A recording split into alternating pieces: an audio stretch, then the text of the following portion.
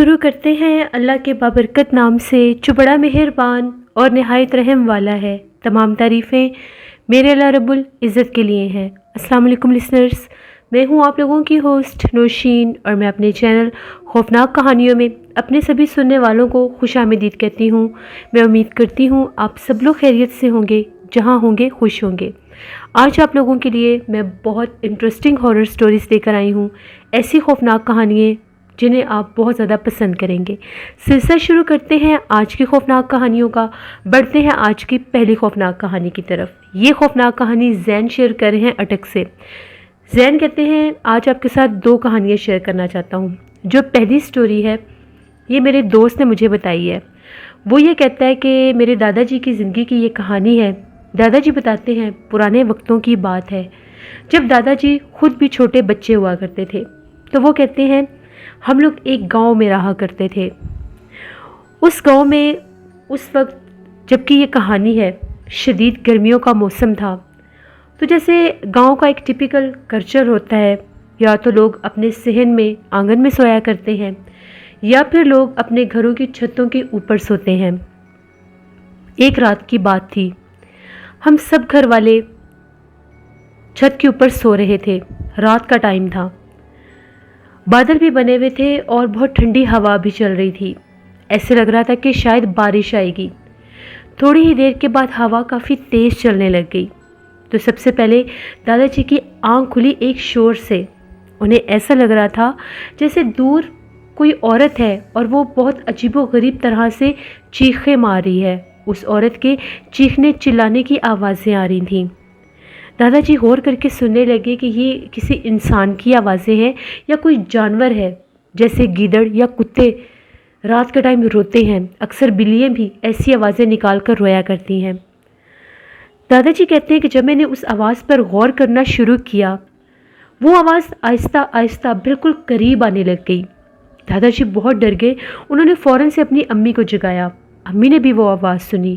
انہوں نے باقی گھر والوں کو جگایا، یہاں تک کہ آس پاس کے گھروں کے جتنے بھی لوگ تھے جو اپنے اپنے گھروں کی چھتوں پر چڑھے ہوئے تھے، سوئے ہوئے تھے، سب جاگ گئے۔ ان لوگوں نے بھی اس عورت کی بھیانک چیخیں سنی۔ جو لوگ اپنے گھروں کے آنگن میں سوئے ہوئے تھے وہ لوگ بھی سب جاگ گئے، یہاں تک کہ پورے گاؤں میں ایک شور برپا ہو گیا کہ یہ آوازیں کہاں سے آ رہی ہیں، کہیں ہم لوگوں کے گاؤں میں کوئی لوٹنے کے لیے تو نہیں آ گیا۔ یہاں تک کہ لوگوں نے پہلے اپنی چھتوں سے ایک دوسرے سے باتیں کی، پھر اپنے اپنے گھروں سے باہر بھی آئے۔ کافی دور تک جا کر دیکھا لیکن کوئی آواز نہیں آ رہی تھی، یہاں تک کہ وہ لوگ چلتے چلتے اپنے گاؤں کی حدود تک بھی جانے لگے۔ اس طرف ایک ایسا حصہ تھا جہاں پر بہت زیادہ جنگلات بھی تھے، جھاڑیاں تھیں، ویرانے تھے۔ وہ بالکل گاؤں کا ایک بیرونی حصہ تھا۔ جب وہ لوگ وہاں پر پہنچے تو ان لوگوں نے بہت عجیب و غریب منظر دیکھا۔ وہ منظر ایسا تھا کہ گاؤں کے اس کچے راستے کے اوپر ایک عورت تھی جو زمین پر رینگتی ہوئی آ رہی تھی۔ اس کے بال اتنے لمبے تھے کہ آدھی سے زیادہ سڑک پر اس کے بال تھے، اور جس طرح سے چھپکلی دیوار کے اوپر رینگتی ہے وہ زمین پر اوپر رینگتی ہوئی آ رہی تھی اور عجیب و غریب آوازیں نکال رہی تھی۔ ان لوگوں کو تو پہلے سمجھ ہی نہیں آیا کہ یہ مخلوق کیا ہے، یہ کیا چیز ہے، لیکن ان لوگوں میں سے جب رات کے اندھیرے میں لوگوں نے ہاتھوں میں لالٹین پکڑی ہوئی تھی کہ مجھ سے دیکھ سکے کہ آخر یہ کیا مخلوق ہے، اور آوازیں جس سمت سے آ رہی تھی اسی راستے پر وہ لوگ گئے تھے، تو جب ان لوگوں نے اس مخلوق کو دیکھا تو بہت زیادہ ڈر گئے اور اپنے اپنے گھروں میں واپس بھاگے۔ جتنے بھی بچے تھے اور خواتین تھیں ان کو ان لوگوں نے اپنے گھروں میں نیچے بھیج دیا کہ آپ لوگ کمروں میں رہیں، اور جو مرد تھے وہ اوپر پہرا دینے کے لیے اپنے اپنے گھروں کی چھتوں پر سوئے۔ وہ ساری رات پورے گاؤں کا چکر کاٹتی رہی اور بھیانک آوازیں نکالتی رہی، اور ایسا لگ رہا تھا کہ وہ کسی اور زبان میں کچھ بڑبڑا بھی رہی تھی۔ بڑی مشکل سے وہ رات گزری۔ اگلی صبح جب ہوئی تو پورے گاؤں میں ایک چرچا تھا کہ آخر وہ کیا تھی، وہ کیا مخلوق تھی۔ وہ چھپکلی کی طرح رینگ رہی تھی، شکل عورت کی تھی، جسم عورت کا تھا، لیکن دونوں ہاتھوں اور پیروں پر رینگ رہی تھی اور بھیانک آوازیں نکال رہی تھی۔ یہاں تک کہ جو امام صاحب تھے وہ بھی گاؤں کے رہنے والے تھے، بڑے پہنچے ہوئے بزرگ بھی تھے، انہوں نے بھی وہ چیخو پکار سنے تھے، لیکن پہلی رات وہ گھر سے باہر نہیں آئے۔ جب امام صاحب سے باقاعدہ گاؤں والوں نے پنچایت میں بیٹھ کر یہ بات کی تو امام صاحب کا یہ کہنا تھا کہ وہ کوئی انسان نہیں ہے، وہ ایک غیر مرئی مخلوق ہے، جنات ہیں یا چڑیل ہے، اسی کا کوئی روپ ہے۔ آج رات کو دیکھنا پڑے گا کہ اس کا مقصد کیا ہے، وہ گاؤں میں کیوں آئی ہے، کیونکہ اس نے انسانوں کو دیکھ کر بھی ان کے اوپر حملہ نہیں کیا، بلکہ آوازیں نکالتی ہوئی جب اس نے انسانوں کو دیکھا تو پیچھے کی طرف ہونے لگ گئی۔ اس کا مقصد ہے کہ آخر وہ کسی مقصد کے تحت ہی ہمارے گاؤں میں آئی ہے۔ امام صاحب نے کہا آج رات اگر وہ ہمارے گاؤں میں دوبارہ آئی تو میں خود دیکھوں گا کہ وہ کیا ہے۔ اب آج رات کی بات ہے، اگلی رات جتنے بھی گاؤں کی خواتین اور بچے تھے وہ لوگ بہت زیادہ ڈرے ہوئے تھے، سہمے ہوئے تھے، تو ان لوگوں کو گھروں کے کمروں میں ہی رہنے کا کہا گیا، یہاں تک کہ کھڑکی بھی نہیں کھولنی، یہ بھی منع کیا گیا۔ جتنے بھی مرد تھے وہ اپنے اپنے گھروں کی چھتوں پر تھے، پہرا بھی دے رہے تھے اور اس کا انتظار بھی کر رہے تھے۔ آدھی سے زیادہ رات گزر چکی تھی۔ جیسے ہی 2 سے 2:30 بجے کا ٹائم ہوا، فضا میں وہی بھیانک چیخ سنائی دی۔ اسی طرح سے دور سے اس کی چیخیں سنائی دے رہی تھی اور آہستہ آہستہ وہ قریب آ گئیں۔ جب وہ گاؤں کی حدود میں اندر داخل ہوتی تھی، گاؤں کے سبھی لوگ اپنے ہاتھوں میں ڈنڈے، لاٹھیاں لیے، لالٹین لیے اسی راستے پر جانے لگے کہ آج ہم اس کو مار دیں گے، وہ جو بھی مخلوق ہے اس کو زندہ نہیں چھوڑیں گے۔ امام صاحب بھی ساتھ ہی تھے۔ امام صاحب نے یہ کہا تھا کہ جب تک میں اس کو دیکھ نہ لوں آپ لوگ حملہ نہیں کریں گے، ایسا نہ ہو کہ کوئی اور مسئلہ بن جائے۔ جب امام صاحب وہاں پر گئے، وہ بالکل رینگتی ہوئی گاؤں میں آ چکی تھی، وہ بہت بھیانک تھی۔ آج اس کا چہرہ بہت زیادہ ڈراؤنا لگ رہا تھا۔ بہت سے لوگ ڈر بھی گئے تھے، لیکن اس دور کے لوگ قدرے بہادر ہوا کرتے تھے، وہ ایسی مخلوقات سے ڈرنے کے بجائے ان کو مار دینا زیادہ ضروری سمجھتے تھے۔ تو امام صاحب کو جیسے اس نے دیکھا تو اس نے کوئی اور زبان بولی۔ امام صاحب جو تھے ان کے پاس بہت علم تھا، وہ جنات وغیرہ کا بھی علاج کیا کرتے تھے، اس سے وہ اس کی زبان سمجھ گئے۔ امام صاحب نے اس کی پوری بات سنی۔ امام صاحب نے اپنے اوپر حصار کیا ہوا تھا اور اس راستے پر بھی حصار کیا ہوا تھا کہ وہ کسی انسان پر حملہ آور نہ ہو جائے۔ اس نے امام صاحب کو یہ بتایا کہ آپ کے گاؤں کے ایک آدمی نے پرسوں رات میرے بچے راستے میں تھے تو اس نے میرے ایک بچے کے اوپر سے سائیکل گزارا ہے اور میرا بچہ مر گیا ہے، بس مجھے وہ آدمی چاہیے، میں اس سے بدلہ لینا چاہتی ہوں، میں آپ کے گاؤں کے کسی اور انسان کو کوئی نقصان نہیں دوں گی، بس وہ آدمی میرے سامنے آ جائے، میں اسے اپنا بدلہ لوں گی اور اسے زندہ نہیں چھوڑوں گی، چاہے کچھ بھی ہو جائے۔ امام صاحب نے جب اس کی بات سنی، لوگ بڑے حیران تھے کہ یہ کون سی زبان بول رہی ہے۔ لوگ اس کو مارنا چاہتے تھے، لیکن امام صاحب نے سب کو سمجھایا کہ ایسے حملہ نہیں کرنا، ورنہ یہ مخلوقات اتنی سخت اور ظالم ہوتی ہیں کہ پورے پورے گاؤں ختم کر دیتے ہیں۔ امام صاحب نے بتایا کہ آپ لوگوں میں سے پرسوں رات گاؤں کے کچے راستے سے کون آیا تھا جس کے سائیکل کے نیچے اس کا بچہ آیا ہے اور وہ مر چکا ہے، لیکن ڈر کے مارے کوئی بھی باہر نہیں نکلا، کوئی بھی اس چیز کو ایکسیپٹ کرنے کے لیے راضی نہیں تھا۔ ان کو یہ ڈر تھا کہ اگر ہم لوگوں میں سے جو بھی ہے اس نے اپنا نام لیا تو کہیں امام صاحب اس کو اس چڑیل کے حوالے نہ کرتے۔ اس ڈر سے کوئی بھی سامنے نہیں آیا۔ امام صاحب نے اس کو یہ کہا کہ میں تمہارا مجرم ضرور ڈھونڈ کے دوں گا، لیکن تم اس کو کوئی نقصان مت پہنچانا، کیونکہ اس سے غلطی ہوئی ہے، اس نے جان بوجھ کر ایسا نہیں کیا ہوگا، مجھے 1 رات کی مہلت دے دو۔ تو اس مخلوق نے یہ کہا کہ چاہے کچھ بھی ہو جائے میں اسے نہیں چھوڑوں گی۔ اسی طرح سے وہ بھیانک آوازیں نکالتی ہوئی جس طرف سے آئی تھی اسی طرف آدھے راستے میں جاتی غائب ہوگی۔ پورے گاؤں میں ایک عجیب و غریب خوف و ہراس پھیل گیا۔ بچے روتے تھے کہ کہیں وہ مخلوق سامنے نہ آ جائے، عورتیں گھروں سے باہر نہیں نکلتی تھیں۔ ہر کوئی اس بات پر تھا کہ آخر وہ کون ہے جس نے اس کے بچے کو مارا ہوگا۔ ایک آدمی تھا، کافی زیادہ بڑا ذمہ دار تھا، اس کی کافی زیادہ زمینیں بھی تھیں۔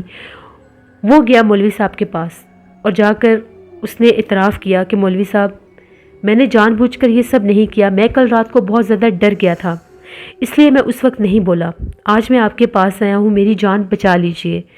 میں اپنی زمینوں پر پانی لگوا کر واپس آ رہا تھا، میرے پاس سائیکل تھا، جب میں گاؤں کے کچے راستے پر پہنچا تو مجھے کچھ بھی محسوس نہیں ہوا کہ سامنے کوئی پتھر ہے یا کوئی چیز ہے، میرے پاس لالٹین بھی تھی، روشنی تھی، میں دیکھ سکتا تھا، لیکن ایک دم سے میرے سائیکل کے ٹائر کے نیچے کچھ ایسا آیا जैसे मेरा साइकिल उसके ऊपर से गुजरा और वो भागता हुआ जो कुछ भी था वो पास बनी झाड़ियों में चला गया। तो मुझे ये लगा कि शायद कोई मेंढक होगा। मैंने जानबूझकर ये नहीं किया। मौलवी साहब ने ये कहा कि तुम्हें डरने की ज़रूरत नहीं है, मैं तुम पर हिसार कर दूंगा। आज जब मैं उस चुड़ैल के सामने तुम्हें बुलाऊंगा तो तुम बिल्कुल डरे बिना वहाँ पर आना। अगर वो तुम पर हमला करेगी तो मैं उसको जलाकर राख कर दूंगा। आज रात भी बिल्कुल वैसा ही हुआ। सारे बच्चे और ख़वातीन जो थे वो लोग सब अपने अपने कमरों में थे। कमरों के दरवाजे बंद थे। आधी रात का इंतज़ार किया जा रहा था।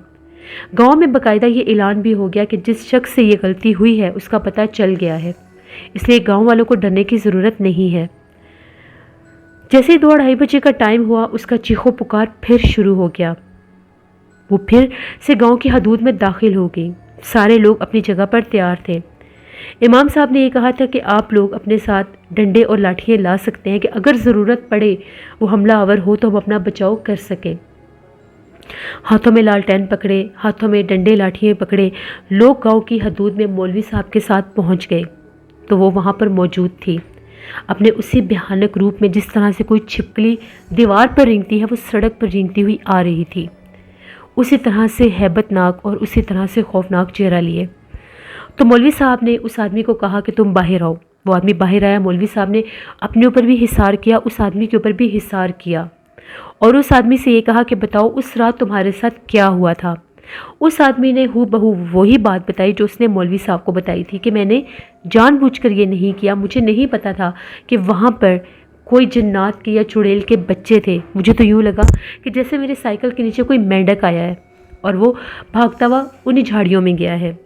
जैसे ही उस चुड़ैल ने देखा कि ये उसका वही आदमी है, वही मुजरिम है जिसने उसके बच्चे को मारा है, तो उसने उस पर हमला किया और अपने पंजे उसके बाजुओं पर गाड़ने लगी।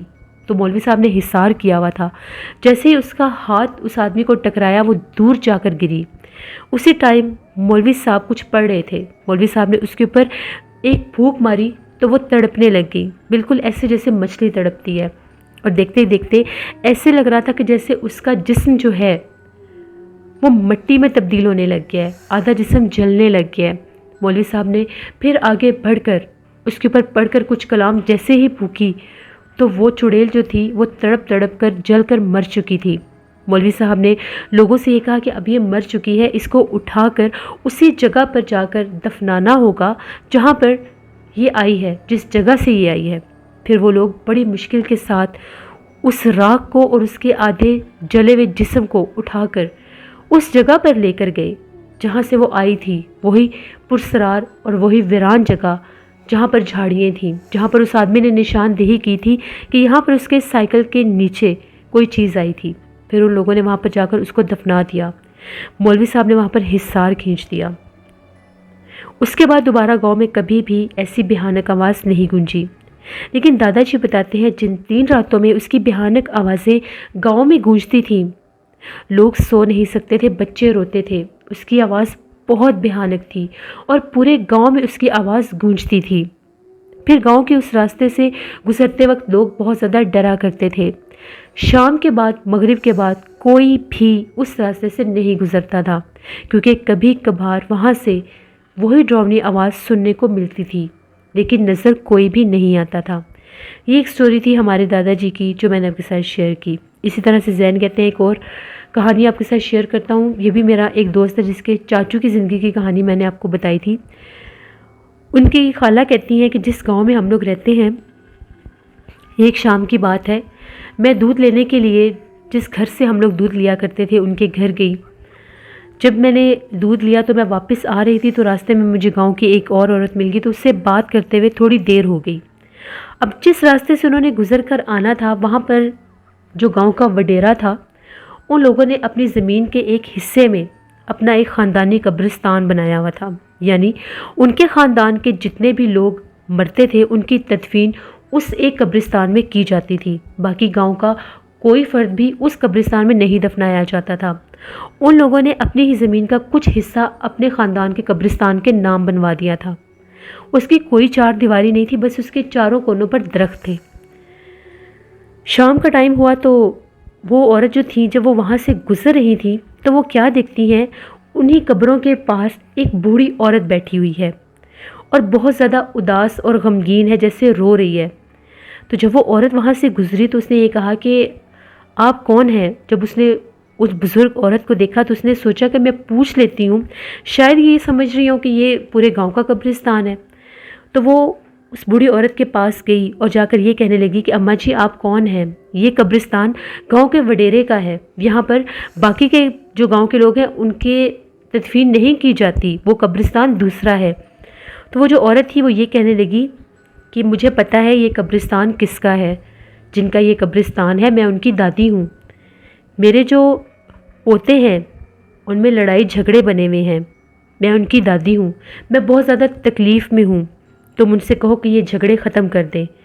اس عورت نے جب یہ بات سنی کہ ان کے خاندان کے تو جو بڑے بزرگ تھے ان میں سے کوئی بھی زندہ نہیں ہے، تو پھر یہ بوڑھی عورت کیسے کہہ رہی ہے کہ یہ اس کی دادی ہے؟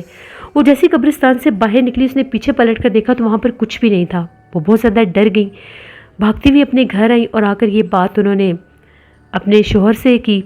ان کے شوہر کو پہلے یقین ہی نہیں آیا، لیکن انہوں نے جب یہ بات سنی کہ کوئی جھگڑے کی وہ بات کر رہے تھے تو ان کا یہ کہنا تھا کہ پورے گاؤں میں یہ بات مشہور ہے کہ گاؤں کے جو وڈیرے ہیں ان دونوں بھائیوں میں آپس میں جھگڑا بنا ہوا ہے زمین جائیداد کو لے کر۔ ایک بھائی حصہ زیادہ مانگتا ہے اور دوسرا بھائی اس کو حصہ نہیں دے رہا اور وہ ایک دوسرے کو قتل کرنے پر تلے ہوئے ہیں۔ پھر وہ عورت اور وہ جو آدمی تھے، میاں بیوی جو تھے، وہ وڈیرے کے پاس گئے، ان کو جا کر ساری بات بتائی۔ اس عورت نے جو حلیہ اس بزرگ عورت کا بتایا وہ جانتے تھے کہ ان کی دادی کا حلیہ وہی ہے۔ جب انہوں نے وہ پورا حلیہ بتایا، کپڑوں کا رنگ تک بتایا، تو وہ سمجھ گئے کہ وہ کوئی بھی اور اگر مخلوق تھی یا ان کی دادی اماں کی روح تھی جو اپنا پیغام دینا چاہتی تھی، جو روپ لے کر سامنے آئی، جو اس جھگڑے سے ان کو بچانا چاہتی تھی۔ تو ان لوگوں نے آپس میں صلح صفائی کر لی اور جتنا جس کا حصہ تھا ان کو دے دیا۔ اسی رات ان کی خواب میں وہ بزرگ عورت واپس آئی اور آ کر یہ کہنے لگی کہ میں تمہاری بہت شکر گزار ہوں، تم نے میرے خاندان میں قتل و غارت ہونے سے بچا لیا۔ اس کے بعد وہ جو عورت تھی وہ اکثر گاؤں میں ان کی وہ جو قبر تھی، ان کی دادی اماں کی قبر تھی، اس پر جا کر فاتح خوانی کیا کرتے تھے، وہ لوگ پھول وغیرہ ڈالا کرتے تھے۔ اور وہ کہتی ہیں کہ میں ان کو کہتی تھی کہ آپ اللہ کے حضور میرے لیے دعا کریں، ایسے لگتا تھا جیسے وہ میری بات سن لیتی ہیں۔ تو یہ دو سٹوریز تھیں جو زین نے اٹک سے شیئر کی۔ بہت شکریہ زین آپ کا۔ بڑھتے ہیں ایک اور خوفناک کہانی کی طرف۔ یہ خوفناک کہانی امتیاز شیئر کر رہے ہیں میاں والی سے۔ امتیاز کہتے ہیں میں میاں والی کا رہنے والا ہوں اور آج آپ کے ساتھ ہم لوگوں کی زندگی میں پیش آنے والی ایک بہت ہی زیادہ ڈراؤنی کہانی شیئر کرنا چاہتا ہوں۔ آج سے 9-10 سال پہلے کی بات ہے۔ ہم لوگوں کا جو ڈیرا تھا، ہم لوگوں نے اپنے ڈیرے کے ساتھ ہی ہم لوگوں کے جو جانور تھے وہ ڈیرے پر ہی باندھا کرتے تھے، تو باقاعدہ ہم لوگوں کے جو جانوروں کے لیے ایک حصہ تھا وہ ہم نے الگ بنایا ہوا تھا۔ ڈیرے پر کمرے ہوتے ہیں، ادھر ہی فصلیں تھیں، وہاں پر ایک احاطہ بنایا ہوا تھا جہاں پر ہم لوگوں کے جانور باندھے جاتے تھے۔ اکثر ڈیرے پر ہم لوگ رات خود بھی رک جایا کرتے تھے، ساتھ ہم لوگوں کے ایک دو ہم لوگوں کے مزیرے بھی ہوتے تھے جو وہاں پر کام کیا کرتے تھے۔ گرمیوں کی رات تھی تو ہم لوگوں نے وہاں پر پانی لگوانا تھا اپنی زمینوں پر، تو میں بھی وہاں پر ڈیرے پر ہی رک گیا۔ آدھی رات کا ٹائم ہوا، ابھی ہم لوگ پانی لگوانے کے لیے جاگنے ہی لگے تھے، تھوڑی دیر پہلے ہی سوئے تھے، تو ایک دم سے بہت زیادہ ڈراؤنی آوازیں آنے لگ گئیں۔ ایسے لگ رہا تھا جیسے ہم لوگوں کے جانوروں کو کوئی ذبح کر رہا ہے۔ بکرے کی اور گائے کی اتنی بھیانک آوازیں تھیں، اتنی بھیانک آوازیں کہ ہم لوگ خوف زدہ ہو گئے کہ آخر ہو کیا گیا ہے۔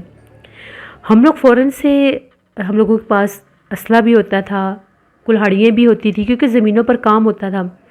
ہم لوگوں نے جلدی سے، ہم لوگوں کے پاس بڑی ٹارچ تھی، وہ لیں، وہ لے کر جیسے ہی ہم لوگ جس طرف جانوروں کا احاطہ تھا اس طرف گئے تو ایک عجیب و غریب منظر دیکھا۔